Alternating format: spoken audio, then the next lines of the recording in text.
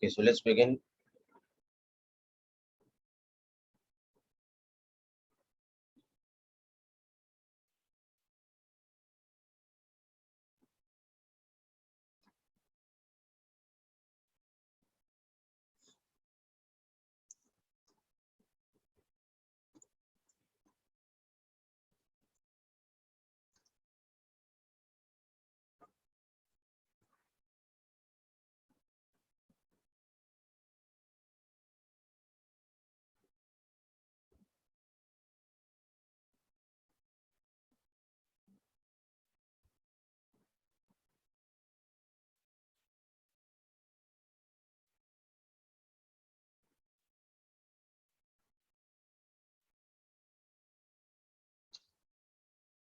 Okay, so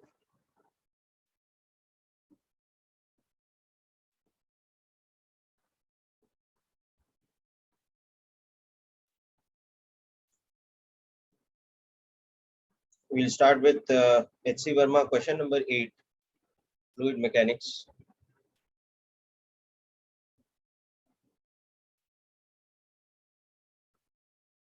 Just go through it, all of you. We'll discuss.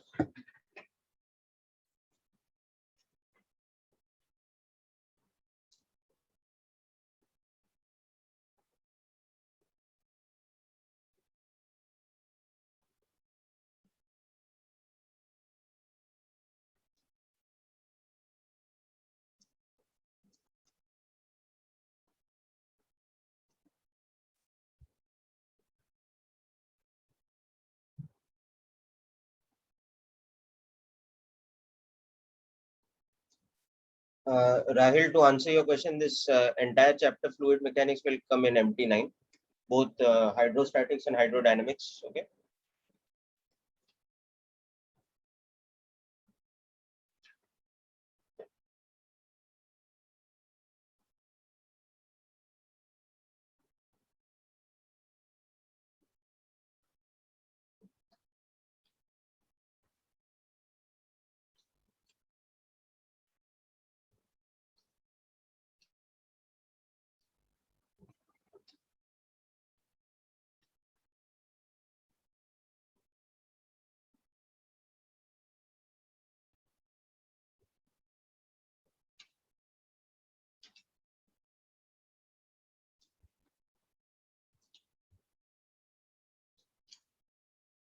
Okay, so let's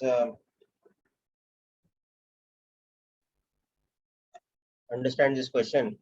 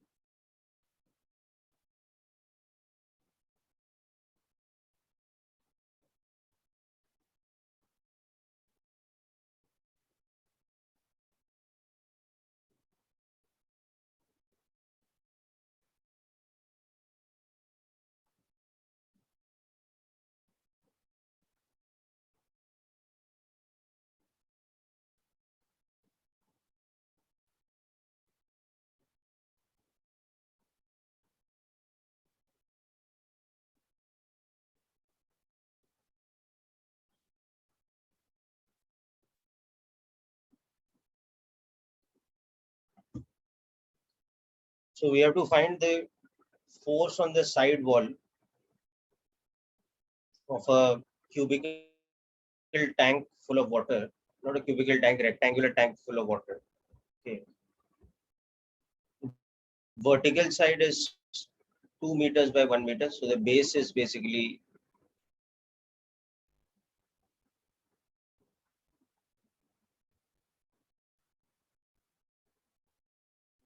3 by 2. Okay.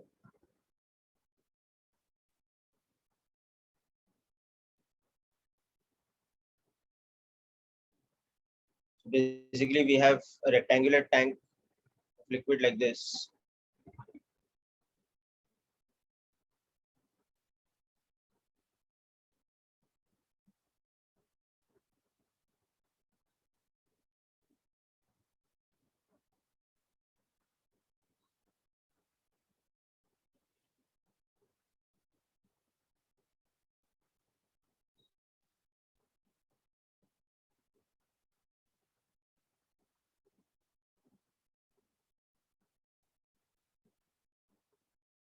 Okay. Now, let's say we want to find the force on this side wall. It's 2 by 1 meter because of the liquid pressure inside. Okay. The first part of the question is to find the force on the base. Now that's very easy. There's pressure into area because the pressure is uniform. So I'm not doing that part. Find the total force exerted by water on the bottom surface. That is just going to be the uniform pressure P naught plus rho GH at the bottom into the base area. Okay. Now consider the vertical side of area 2 meters by 1 meter. Okay. And we have to take a horizontal strip of thickness delta x, calculate the force exerted by water on that strip, and then find the net force because of that. Okay. Find the torque because of that, and all these things. Okay. So basically now consider that same wall which I've shaded over here.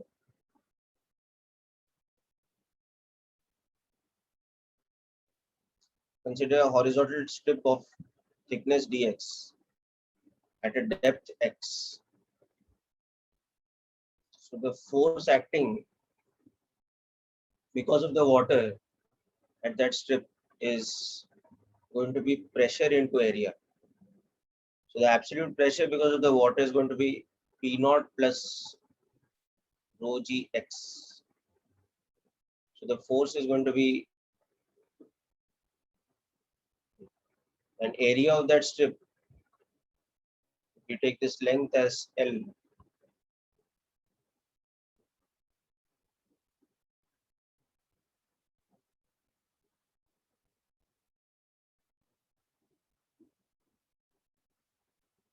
going to be this much, where L is equal to 2 meters. So that is the B part of the question.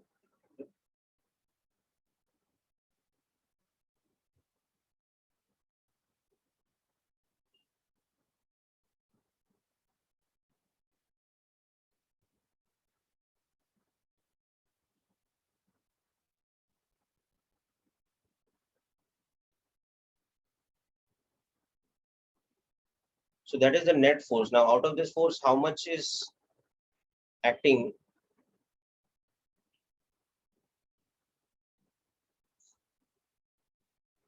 because of the fluid pressure alone?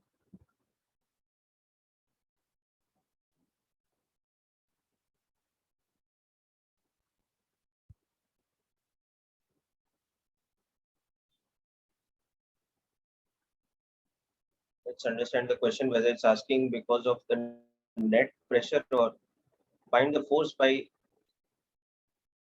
water on this strip. Okay. So this is the net force. Okay. Now this, but out of this, what is the force because of the water alone? That will be the hydrostatic pressure multiplied by the area. Okay.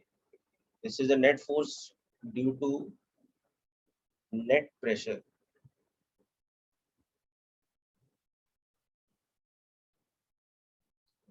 But force due to hydrostatic pressure,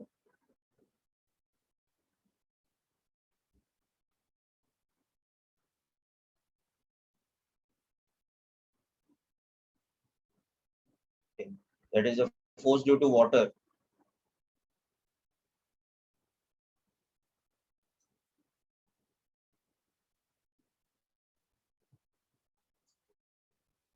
So the force that the water is applying on that strip will become just rho gx into LDX. In this, you substitute rho as 1000 kg per meter cube, substitute g as 10 meters per second square, L as 2 meters. So this part is clear, Varun?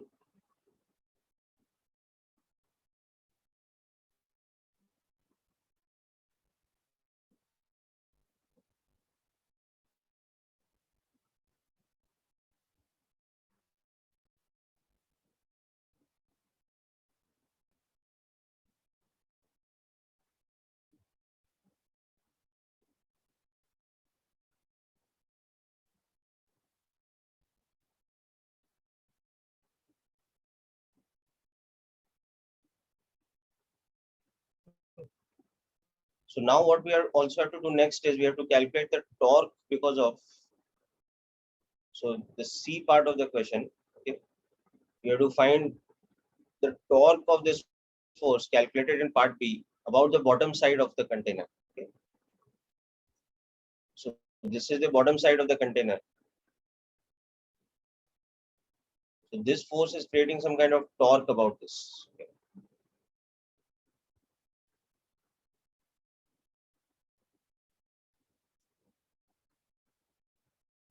So torque due to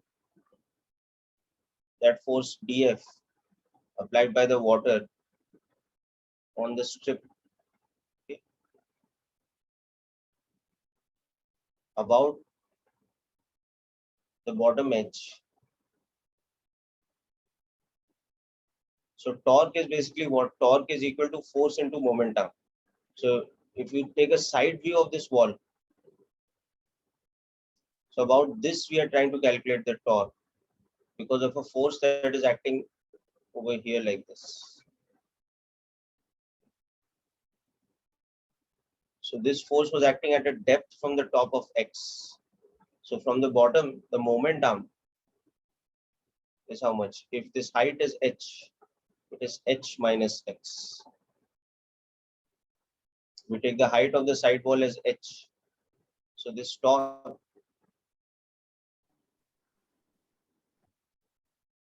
sorry, not net, but because of water,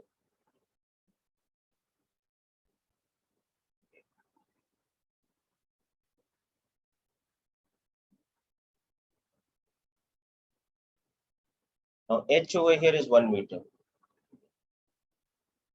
So this torque will become 1000 into 10 into 2 meters, okay, into 1 minus X into X dx. This will be the torque because of the force. So the liquid acting on that strip. So this is your answer to this part.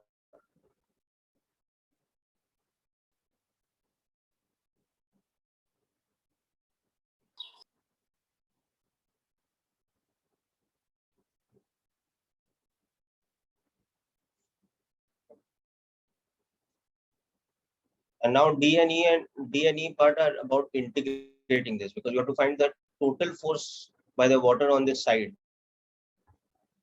Okay. So for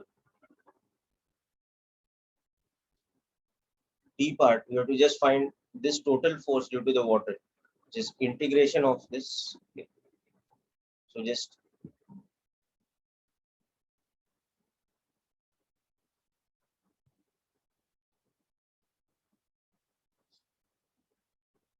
take this side as H, side as L. Right? So X is going from 0 to H, as you can see.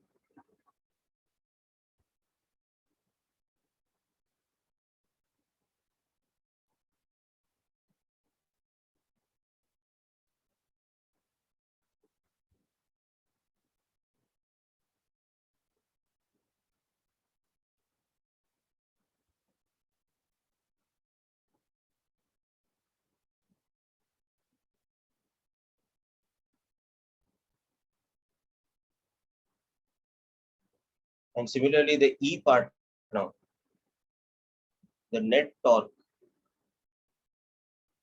due to water is going to be integration of this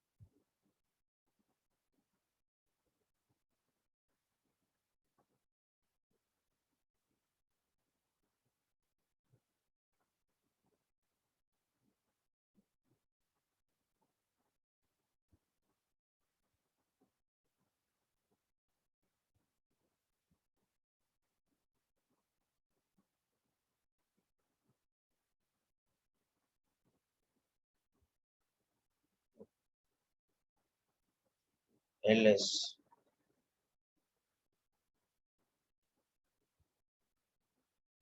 So this will become the net torque in Newton meters.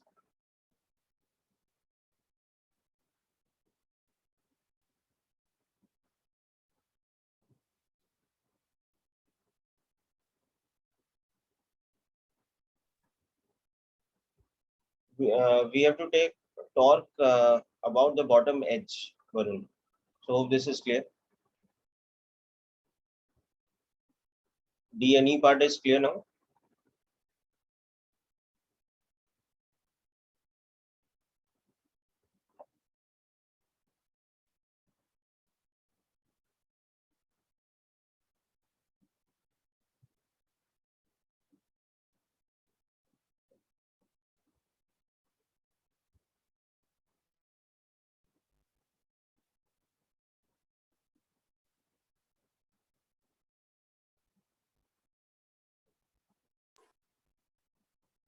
Sir, what is the difference between Fnet and force of water? Can you speak a little louder, Varun? Can't hear you. Sir, can you explain difference between Fnet and force exerted by water? By water, no? See, F net is the force due to the net pressure. So the net pressure at a point which is at a depth x is the absolute pressure, no? So it's atmospheric pressure plus rho gx. But what is the hydrostatic pressure? It is rho gx, no? Okay. Is it clear, Sarvesh? Sir, but why we count P naught in Fnet? Why we what? So why we count a P naught in Fnet that time? Because that is the net force, no? Net pressure into area will be net force, no? Sir but सिर्फ water ही तो pressure लगा रहा है wall. किसने बोला? किसने बोला सिर्फ वाटर ही प्रेशर लगा रहा है? नेट प्रेशर फिर हम क्यों लिखते हैं P naught plus rho G X? Okay sir, हाँ समझे. किसी भी पॉइंट पे एटमॉस्फेरिक प्रेशर भी तो लग रहा होता है ना. वाटर में हटा दूंगा तो प्रेशर जीरो हो जाएगा क्या वहां पे? No sir. फिर हाँ सर, समझा, समझे. Okay.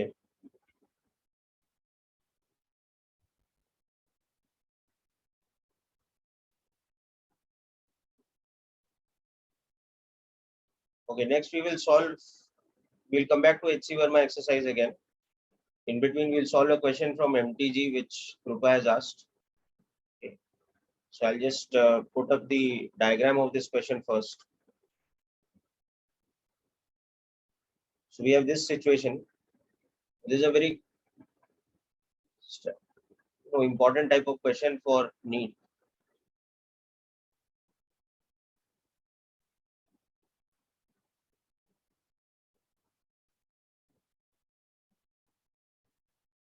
So we have some kind of a U-tube like this.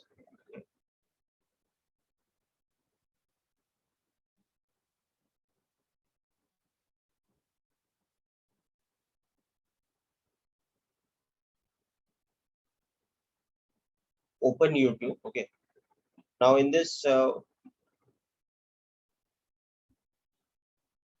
is water, mercury, and methylated spirit, three different liquids. So there is, this portion is mercury,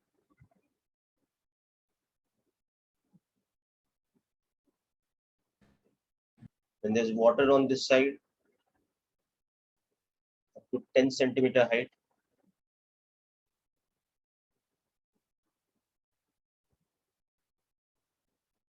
and there is methylated spirit on this side.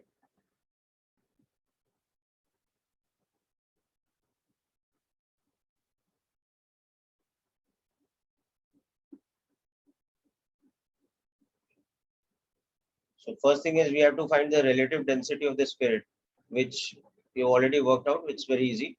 So to find the relative density of spirit, so for everybody else, let's first understand what is relative density for anything. It is density divided by density of water. Okay. So here the relative density of the spirit is the density of the spirit ratio with respect to density of water. Okay. So that we can easily find out by comparing the pressure at, let's say, 2 points which are at the same level in mercury. Obviously this will be the same level. So if this is H, then pressure at A should be equal to pressure at B, because they are at the same horizontal level in the same liquid. Okay. So pressure at A will be atmospheric pressure plus density of water into G into 10 centimeters plus density of mercury into G into H. And on the other side, that should be equal to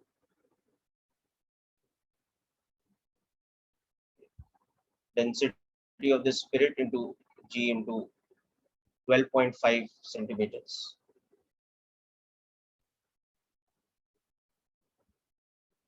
So everything else cancels out, and you see you get density of water into 10 is equal to density of the spirit into 12.5. So relative density.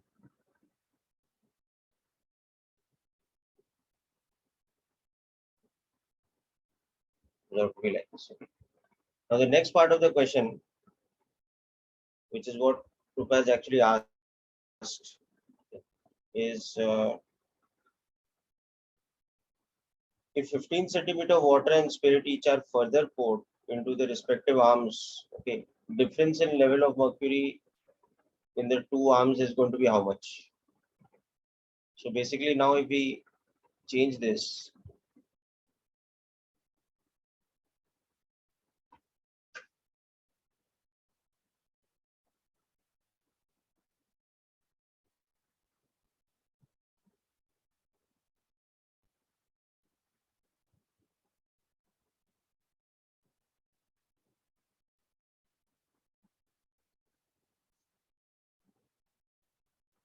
so we pour further 15 centimeters of water and 15 centimeters of spirit. So which is going to be heavier? Obviously the water is going to be heavier. So this part of mercury will go down on this side, and that side the level of mercury will go up. So this difference we have to calculate now. Let's say this is delta X, because now on one side we have water of total 10 plus 15, so 25 centimeters. And on the other side we have spirit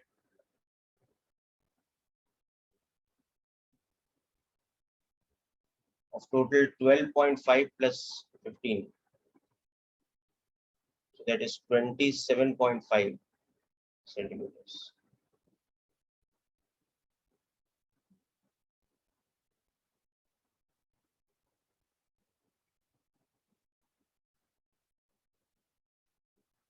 Okay. So first of all, Krupa, you understood why this side the mercury of level will go down, this side it will come up, because 15 centimeters of water is heavier than 15 centimeters of spirit now.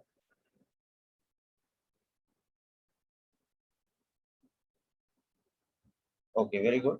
So now to just calculate this delta H, just take the two most convenient points. So take this point just about inside the mercury level and this point here, okay, and equate the pressures at these 2 points. So now let's say these points are A prime and B prime.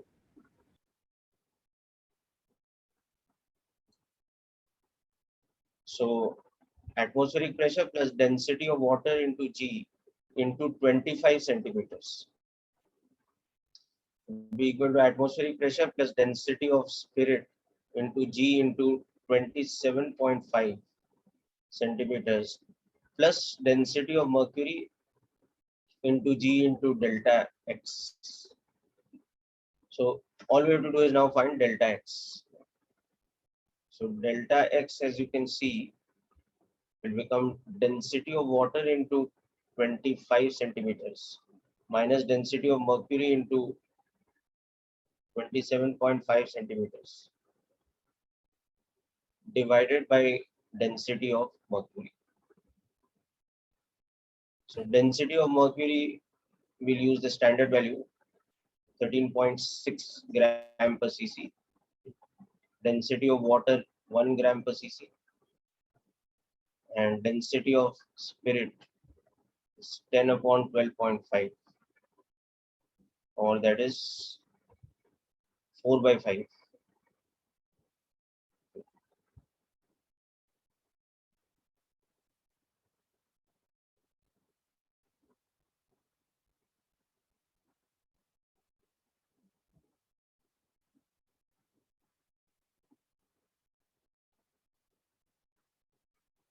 This should become your answer in centimeters. Sir, why was the level of mercury same in the initial part of the question? That is what the question gave us. Okay, okay, sir. That was given in the question. Okay, sir. The relationship between density of mercury and density of water and density of spirit is such that if you put 12.5 on one side and 10 on the other side, they exactly balance each other. So the level of water is the same.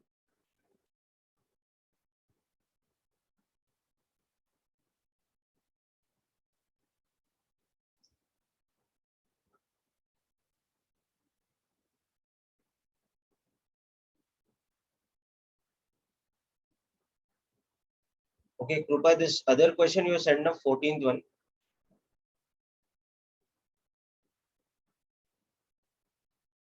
Acha.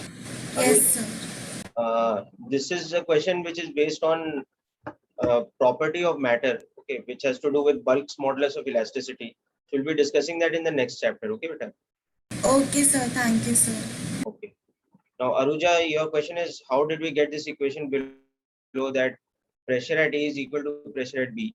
This is the fundamental principle of hydrostatics, that in any static fluid, the pressure at 2 points at the same horizontal level is the same. Okay. So A and B are at the same horizontal level and they are both inside mercury. So pressure at any 2 points on the same horizontal plane is equal to 0. Because by definition, horizontal pressure gradient is 0 in a static fluid. Have you understood, Aruja? Yes, sir. Okay, good. Now let's come back to H.C. Verma. Question number 10 we'll discuss next. So just go through question number 10. Finish noting this one down if anybody is noting. Okay.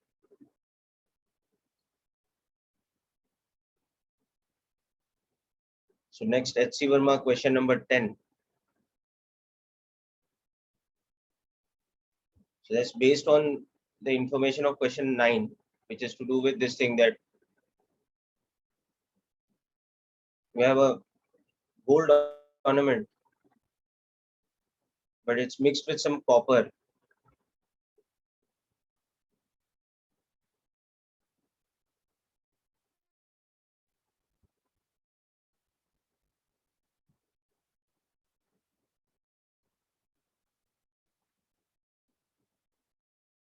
So in the 10th question, we have to assume that the gold ornament is not mixed with copper. but it has some air cavities inside.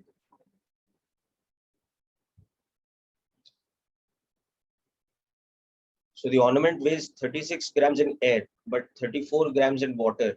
Okay. And specific gravity of gold is given to us as 19.3.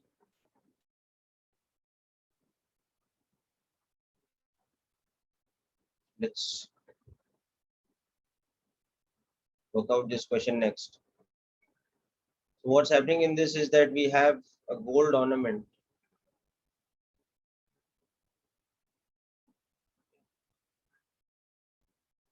It weighs 36 grams in air and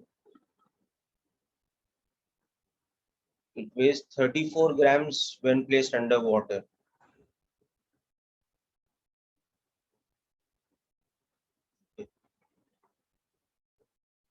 Now we are assuming it has some cavities.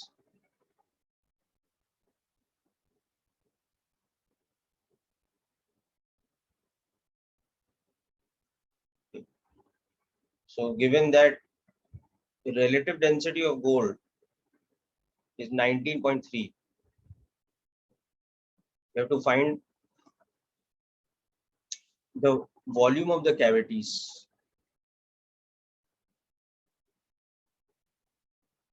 Density of gold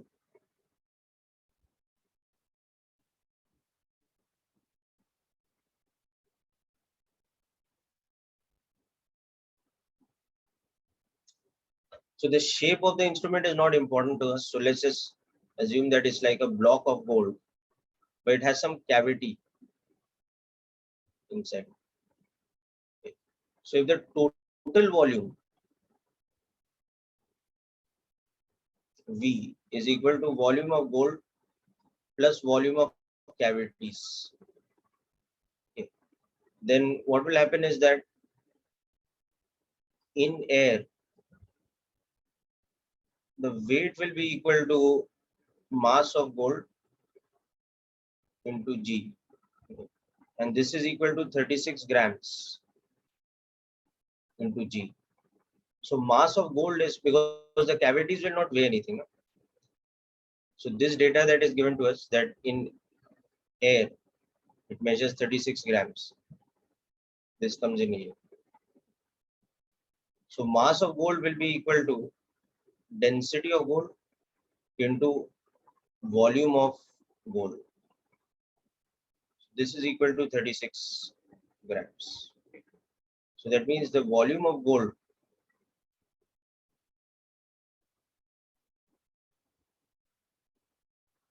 is so many cc's. Now when the same ornament, so we are just treating it like a block of gold, is placed under water,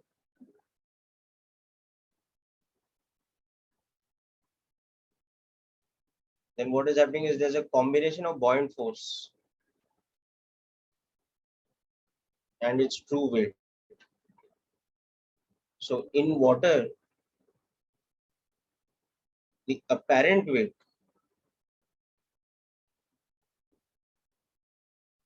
that is equal to true weight minus buoyant force.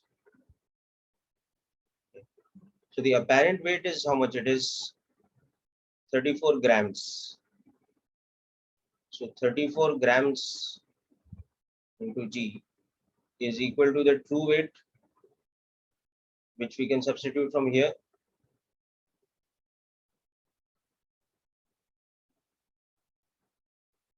We get that the buoyant force is 2 grams into acceleration due to gravity. Now buoyant force is what? It is density of water into total volume because it's completely submerged into G. So density of water into total volume is 2 grams. So that means the total volume is 2 grams divided by density of water, which is 1 gram per cc. So it is 1 cubic centimeter. So this total volume is now volume of gold plus volume of any cavity. So substitute this here. So the volume of cavities is equal to the total volume, which is 1 cc, minus the volume of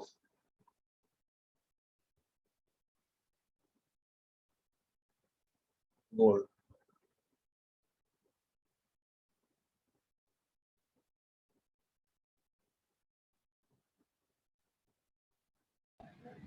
So it will be 2 cc, no? Total volume. Oh yeah, sorry, my mistake.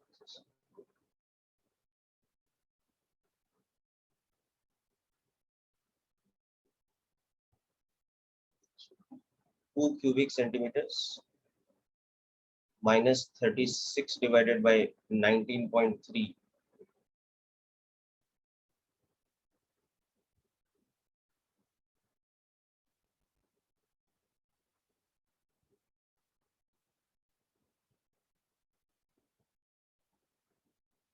Okay, so hope this question is clear.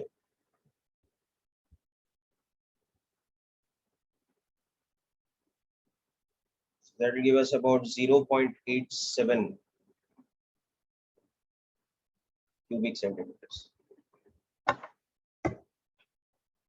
Varun, you have done the previous question because that is also based on this concept only. Ninth one.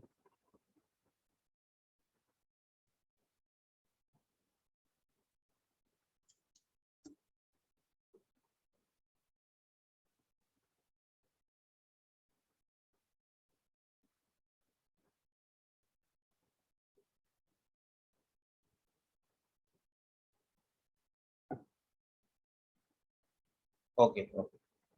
So you can try the ninth question later.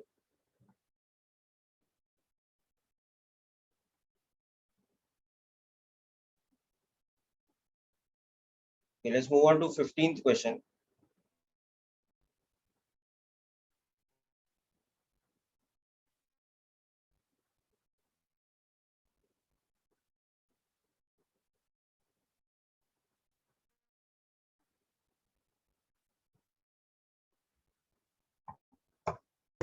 Okay, so just go through the language of the 15th question we'll discuss.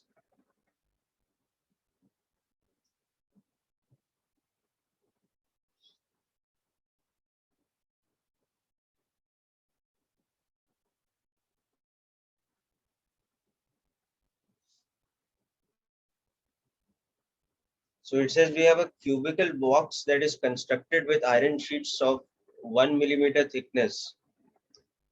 What is the minimum value of the external edge length so that it does not sink in water? Density of iron is given as 8 gram per cc.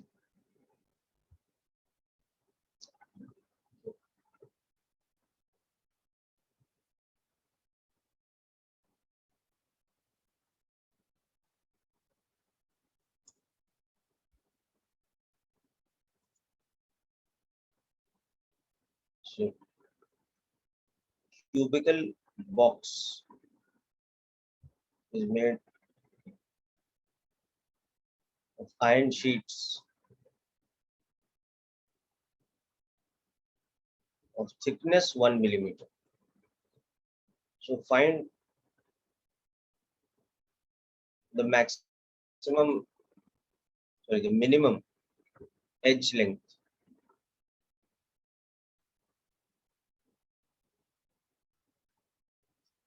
or side length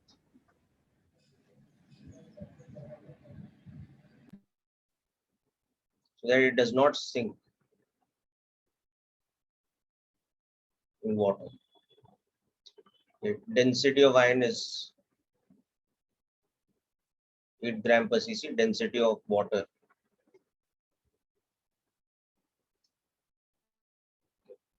So the idea is that condition for it to not sink, okay, is that buoyant force should be able to balance So, but the it should be weight. the maximum side length, no? Sorry, come again, louder, please. It should be the maximum side length, no? No, I'll explain why it is a minimum. Because it's a hollow box now. So the larger the side length you're making, the more air it has inside. Okay. So the buoyant force it can generate is larger. You understanding? Yes, sir. The buoyant force depends on the volume enclosed. So if it is like this, buoyant force should be balancing weight. Now what will be the mass here? It is a mass of iron. No? So it's going to be 6 faces,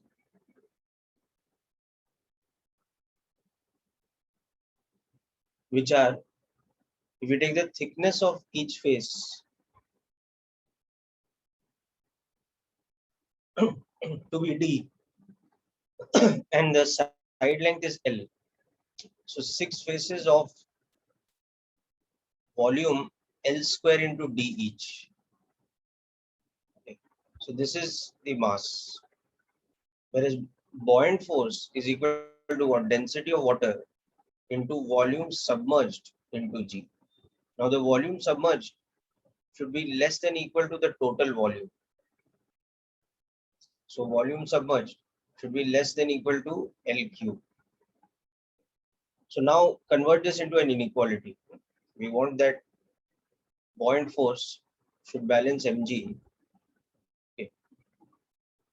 So density of water into volume submerged into G should be equal to 6 times density of iron into L square into D into G. Okay. But we know that volume submerged should be less than equal to L cube. So convert this equation into an inequality, and from that find out the minimum value of L. Just try this out.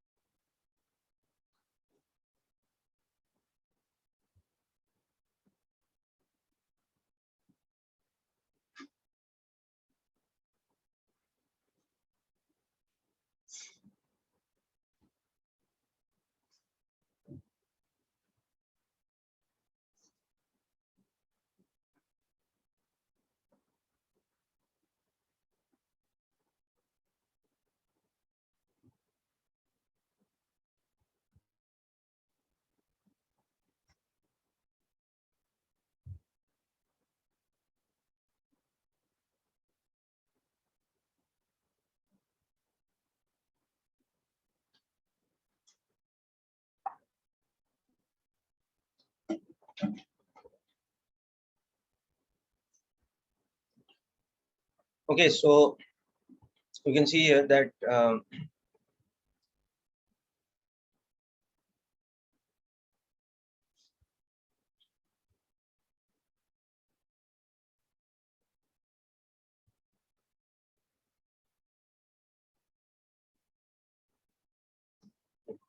now we apply this inequality. So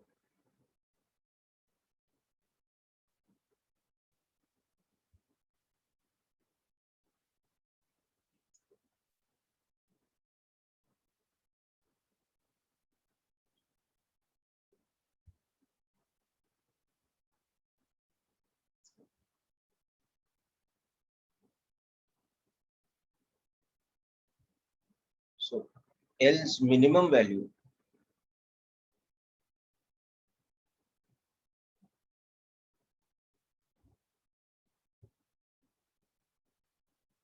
is 48 millimeters. Okay, Varun, this is clear, better?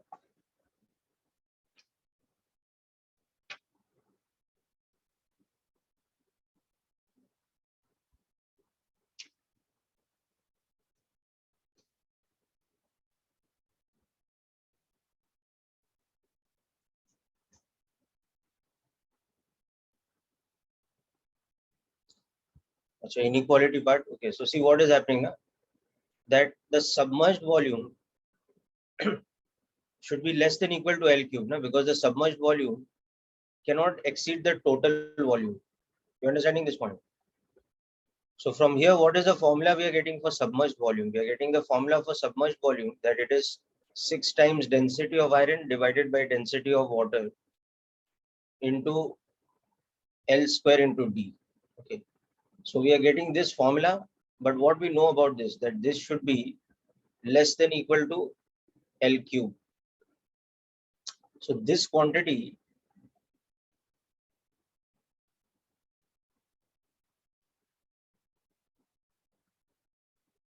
should be less than equal to L cube now. So that means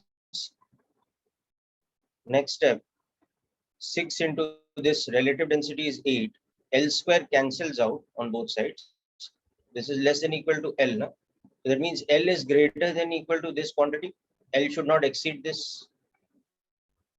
I mean, L should not be less than this. So minimum value of L from here will come out to be what? This value. So 48D. Is it clear now? Okay, good.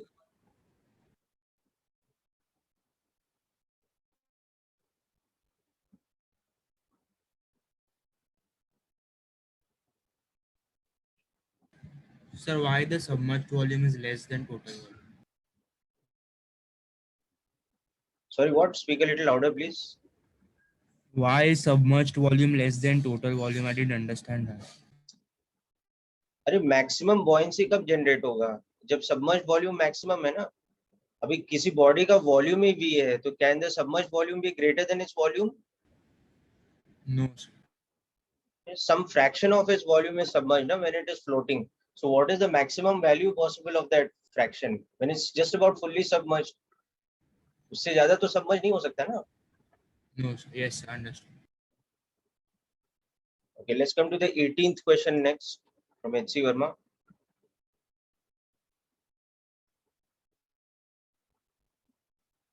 Okay. Now 18th question has a similar kind of concept of applying it. Okay, you can try it out yourself now. So it's again about a cubical metal block.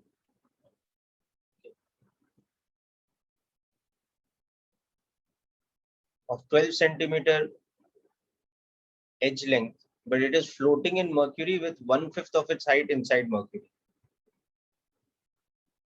Now water is poured till the surface of the block is just immersed. Find the height of the water column.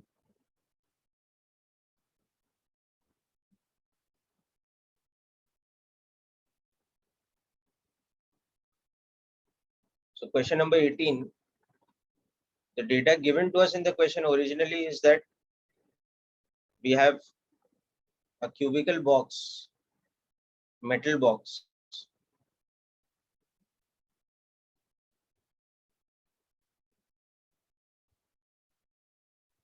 of side length 12 centimeters, okay, which is floating in mercury.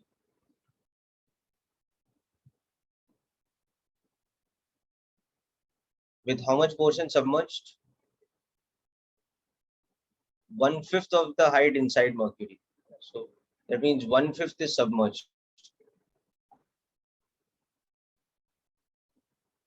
So mercury is a high density fluid. Okay, so this is quite possible.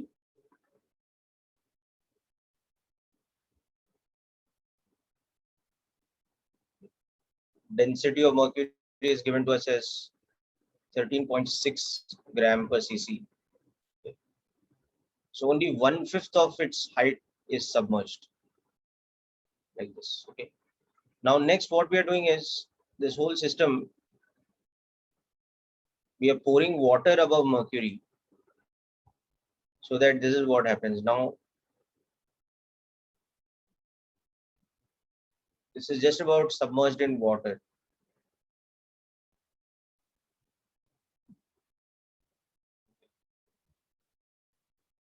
So this metallic block should, the water level should just reach the top surface. So the question is, how much should be this height of the water column?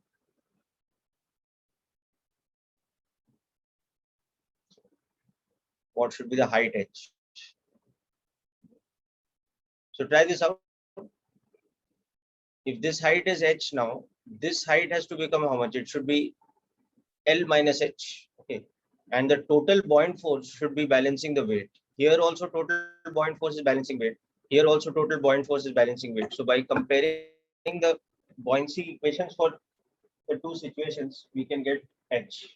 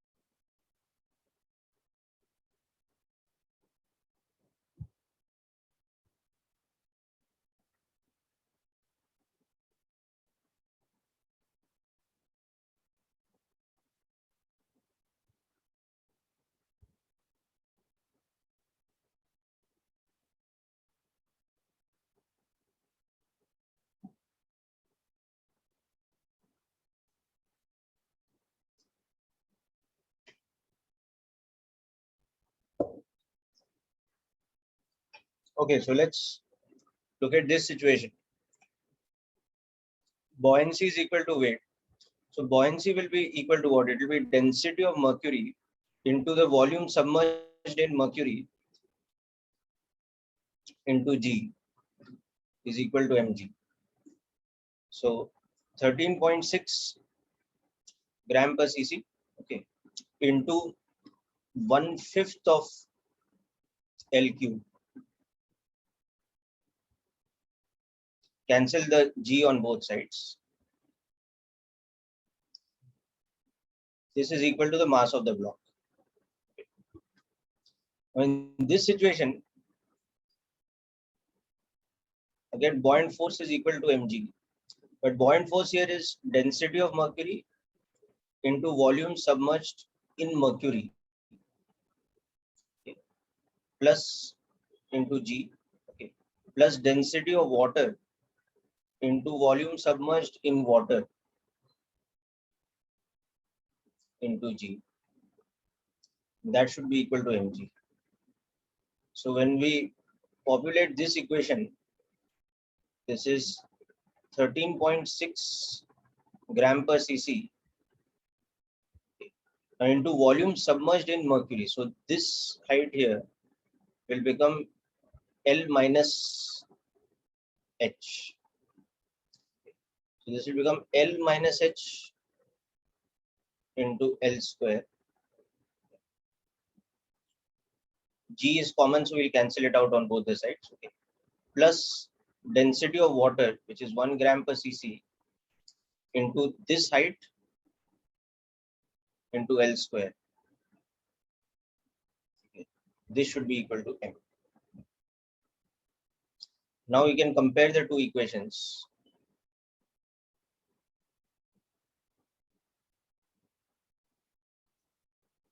They have the same right hand side, which is the total mass of the block.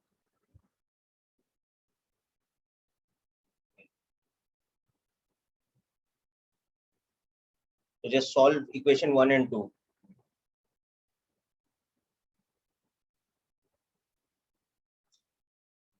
So 13.6 into L cube by 5 is equal to 13.6 into L minus h, okay, plus h, whole into L square.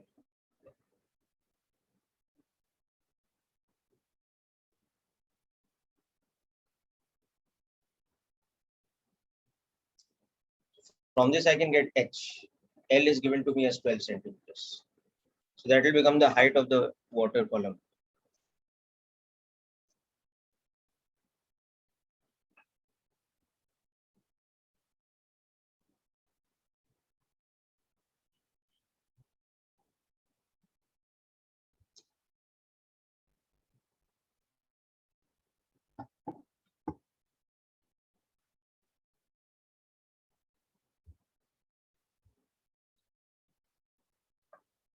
Varun, is the equation clear?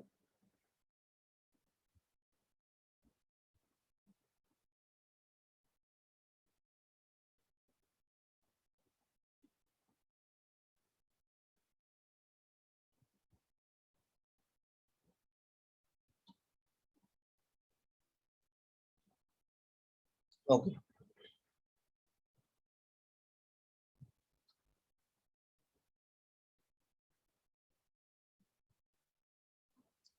That was the 18th question.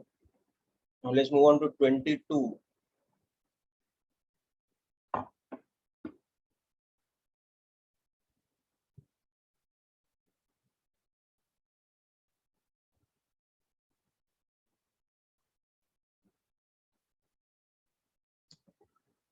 So 22 just leave out for the moment because it is to do with simple harmonic motion.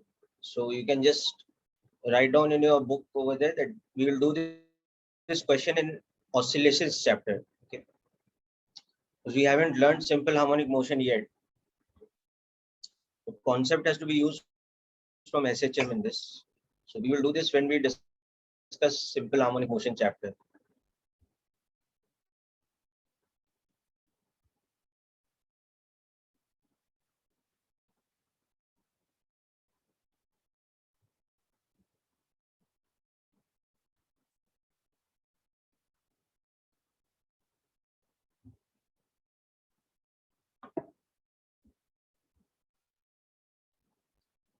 Okay, let's do a couple of questions from hydrodynamics from H.C. Verma. Let's do question 33 and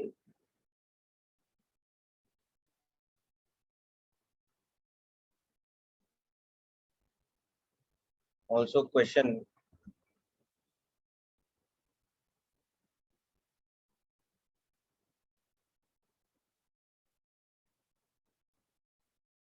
35. Let's try out these two questions.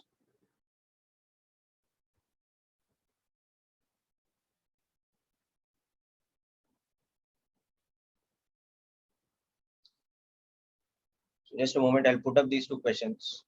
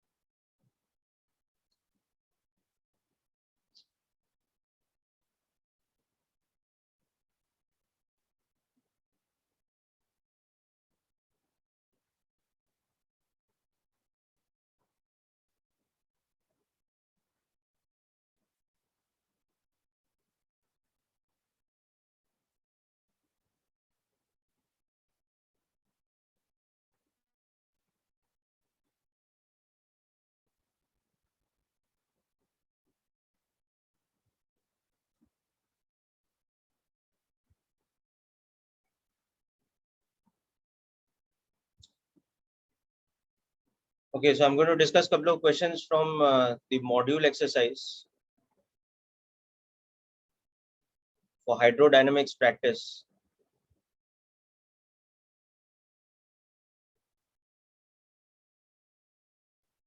Okay, Rahil, I'll discuss this also.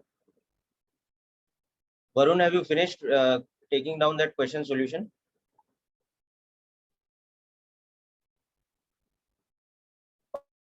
Okay.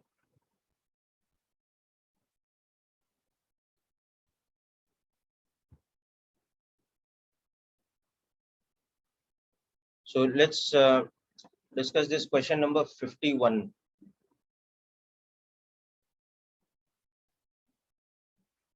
This question, just try this out, we'll discuss.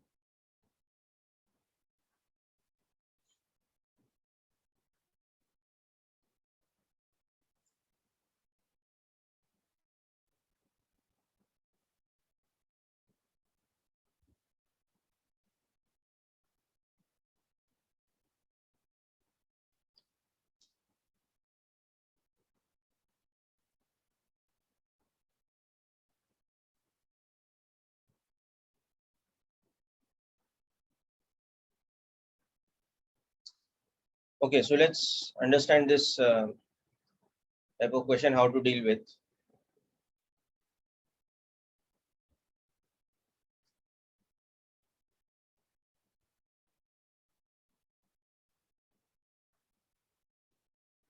So if we have a situation like this, that liquid is filled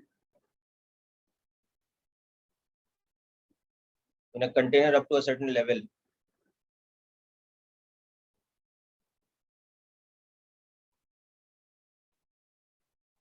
Okay.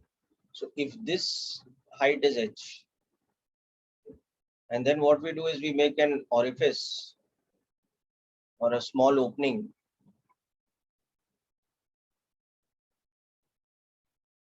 like this over here at a depth of x, let's say from here. So then the speed of efflux with which the liquid comes out, that will be how much? It will be square root of 2gx. Okay. Remember, it won't be square root of 2gh because the fluid flow is like this, no? So the pressure difference is rho gx. So that depends on x like this. Okay.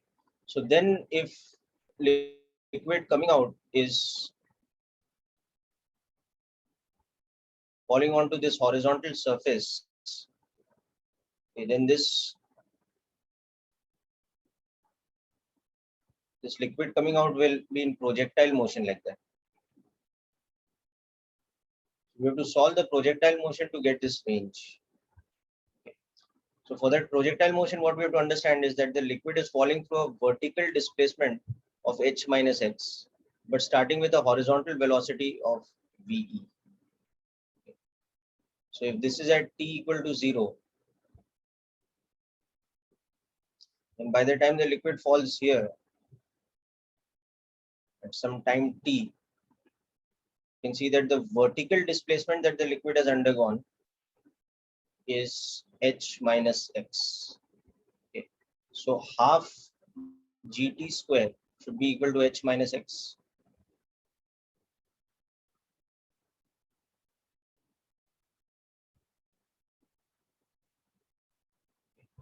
So now the horizontal displacement, which is this range, so this range will become speed of efflux into time. So speed of efflux, remember, was root 2 gx, and this time was square root of 2h minus x by g. So this r becomes 2 times square root of x into h minus x. Okay. So this is called the range of efflux. So this is what we'll make use of in that question.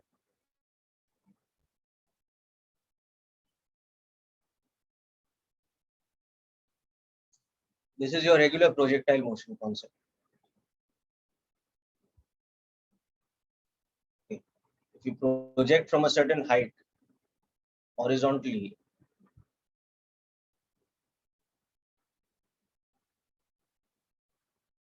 so this height is h, then the time of flight is square root of 2h by g, and the range becomes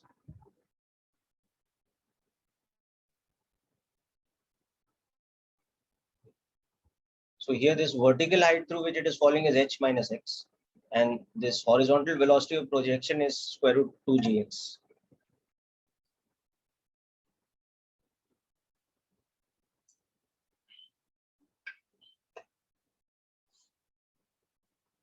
Okay, so this concept now has to be applied in that question.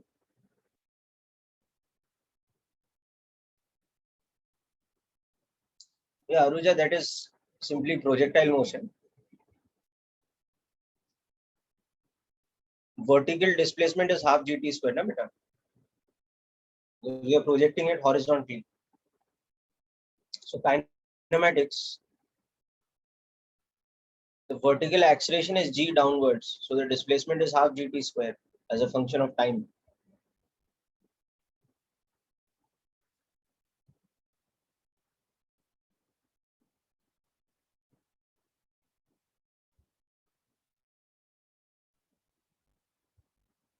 Okay. Okay, so now coming back to that question, as you want to note this down, fine, finish.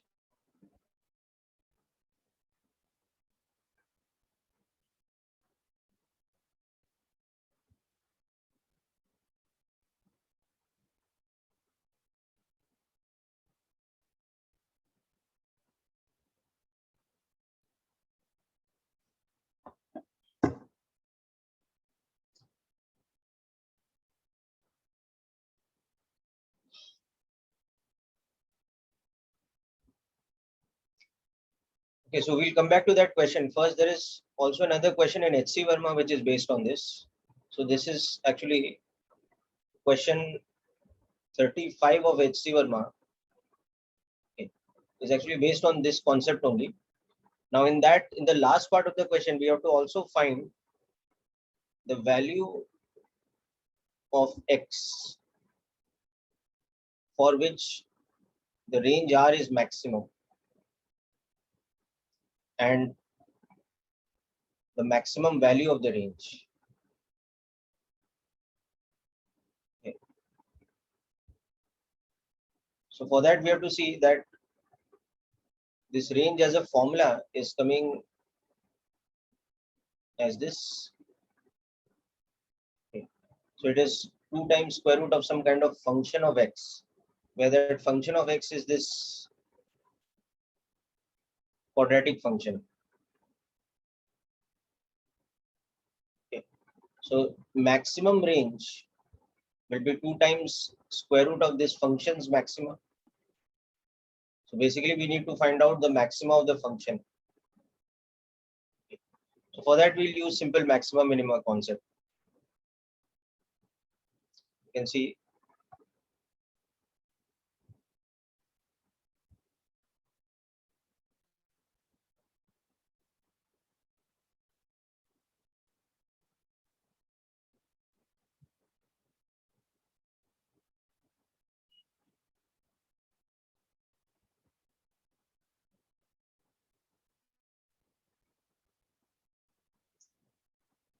so therefore, fx is maximum at x equal to h by 2. So therefore, range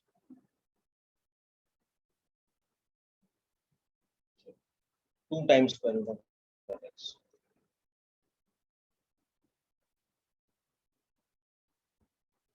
as a maximum value.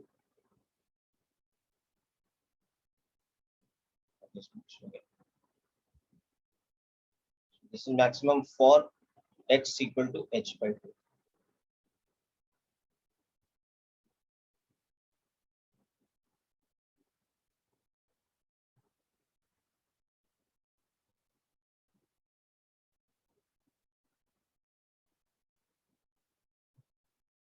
So the maximum possible value of the range is equal to h.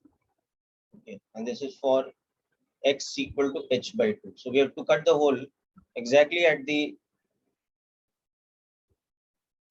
midpoint of the vertical height for maximum range.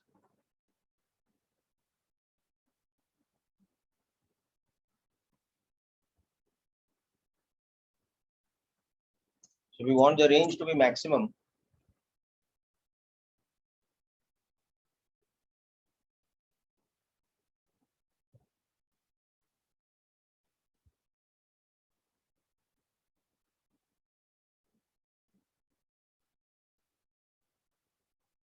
And this x should be equal to h by 2. In that case, this range will be maximum.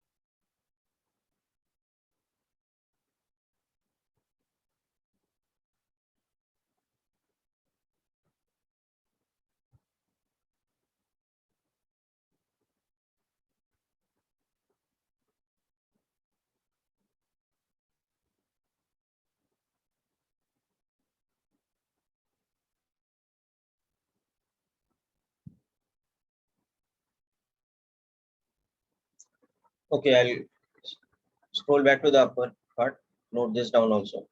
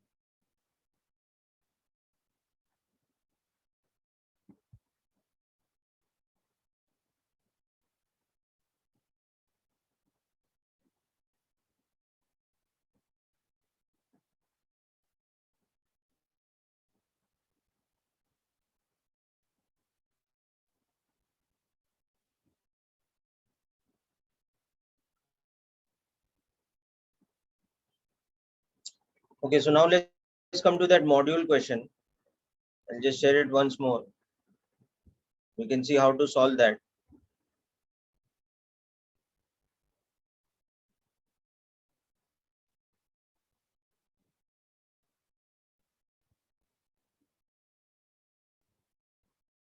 Yeah, so question number 51 of the module.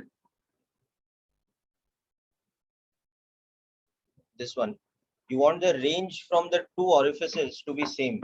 So what is the relation between H1 and H2, which is the depth at which they are cut? So in this, you take this depth, let's say as H1, and this depth as H2, but they have a common value of range.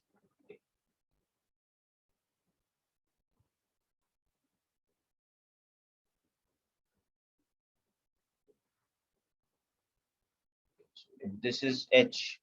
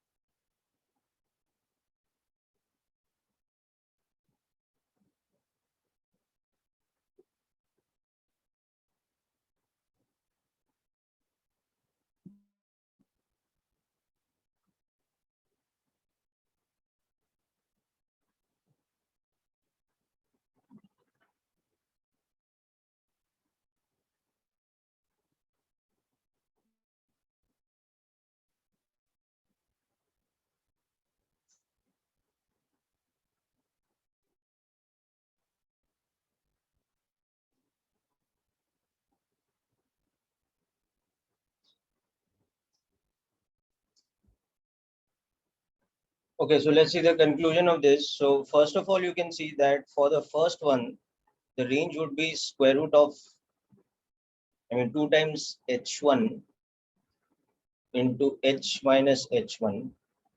And for the second one, that is equal to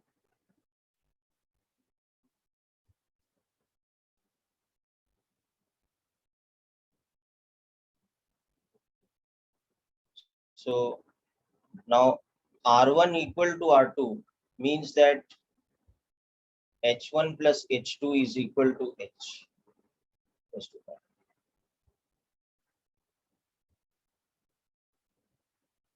Okay. Now we also know that this R1 equal to R2, this is maximum for, yes, for H1 equal to H2 equal to H by 2. So the depth of the hole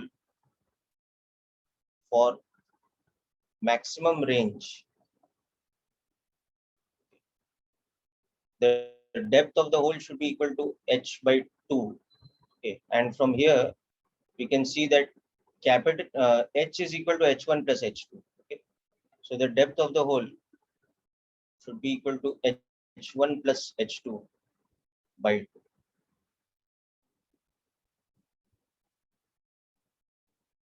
So this common value of range, it will be maximum in the situation where H1 is equal to H2, which is equal to H1 plus H2 by 2 or H by 2.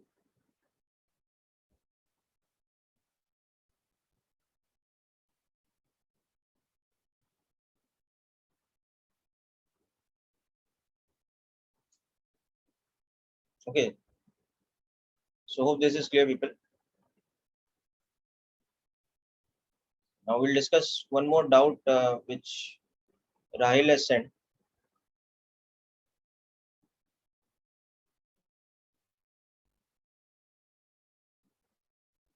So that is based on the concept of horizontal pressure gradient in an accelerated tank. Okay, I'll just put up the question just a moment.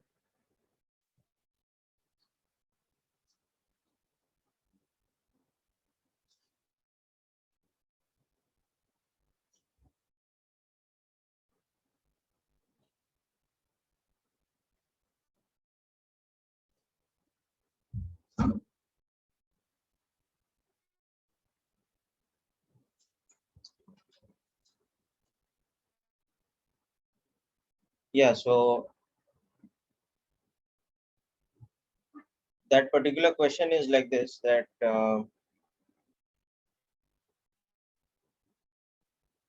we have again a U-tube kind of shape. Now this is having different liquids on either side. Different liquids on the vertical side and different liquids on the horizontal side. So this is having a liquid of density rho and height h on each side over here.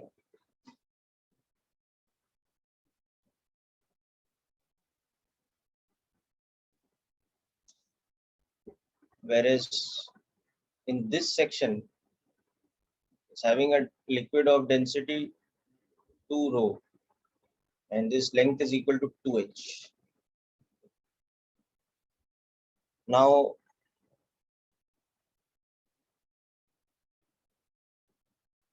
the U-tube is moved horizontally with an acceleration g by 2 parallel to the horizontal arm. The difference in heights of the liquids we have to find. Okay, so this is when it was stationary. Now next, what we are doing is we start making this U-tube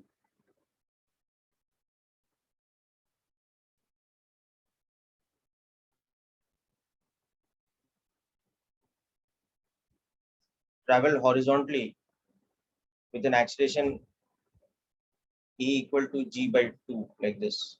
So what will happen is pseudo force acting backwards will act on this such that this side the level will have to go up, and this side the level will have to come down.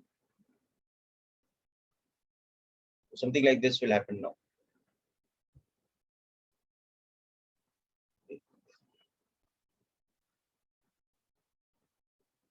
So this is still H overall. Okay. But if this is some X,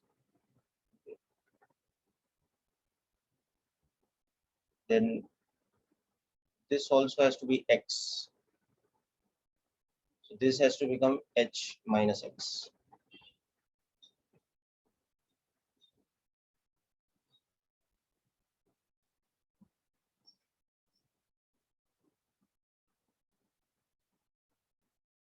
Now we know that in this situation, in the second situation, if we take X and Y axis like this, okay,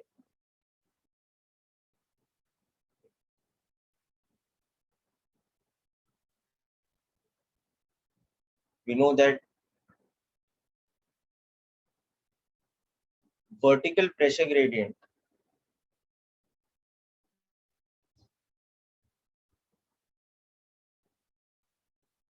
is equal to rho g.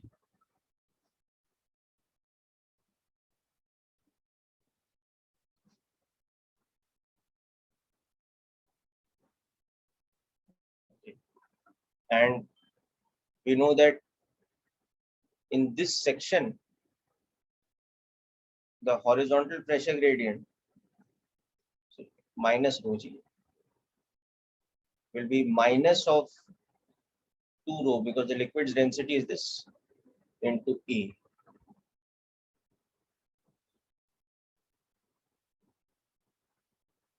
Whereas in this section, the horizontal pressure gradient will be minus rho A. So we have to apply this concept now. Okay. So we can find the pressure of this point. Pressure at the point A should be equal to atmospheric pressure plus rho g h, okay, plus 2 rho g x. Similarly, we can find the pressure of this point.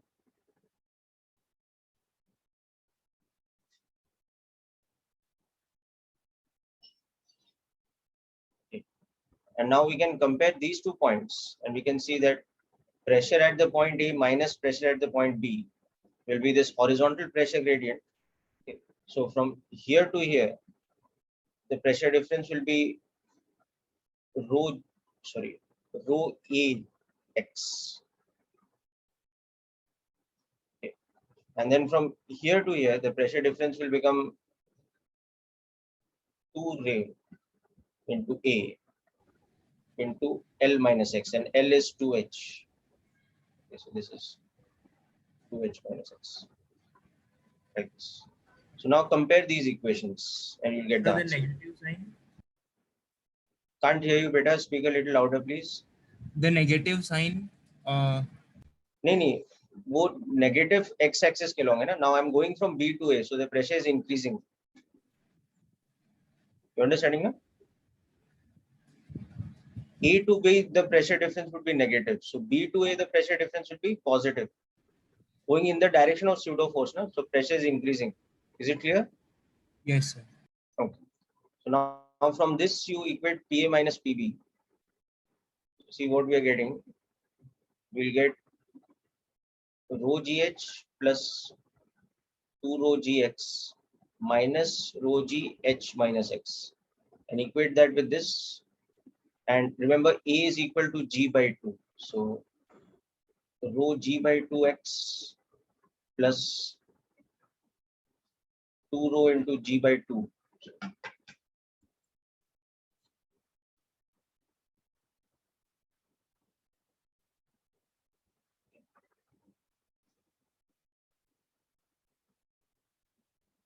Okay. So cancel the rho G term everywhere. So H plus 2X minus H minus X will become X by 2 plus 2H minus X. And from this solve for X. Okay, understood this? Yes, sir. Okay. So basically just remember this concept that when we have an accelerated tank like this, You take the direction of agitation as your x-axis. Your horizontal pressure gradient is minus rho A, and your vertical pressure gradient is minus rho G. And this angle is tan inverse E by G. So that concept is applied over here. Also think of it like this, that this is this, and then this whole term is PA minus BC. Okay. So I'll be sending you these notes. You can refer to them for the solution. Hope the question is clear. So with that, we complete today's session. Next lecture, we will start with properties of matter, but I think the next lecture is coming up this week itself. Okay. So if there are any last moment doubts before your test coming up on Sunday, we can discuss in the next lecture also. But I would like to start properties of matter in any case. Okay. So even though properties of matter is not coming for your test on Sunday. Anyhow, so that's it for today's session, people. Wish you all the best.